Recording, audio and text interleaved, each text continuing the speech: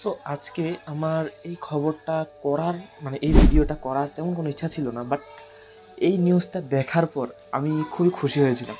কারণ আপনারা অনেকেই জানেন যে 2019 সালে ইউএস ডিফেন্স কিন্তু হুয়াওইকে ব্যান করে দিয়েছিল বিভিন্ন কারণে।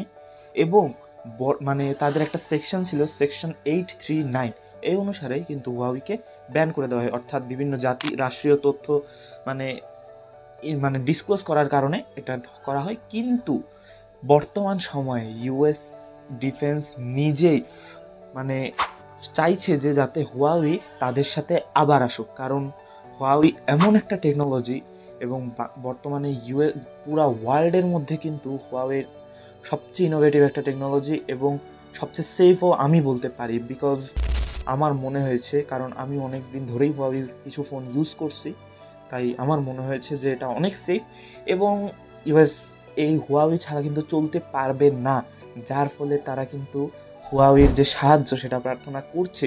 এবং দেখা যাক হুয়াওয়ে কি তার আগের জায়গা আবার ফিরে পাবে নাকি পাবে না।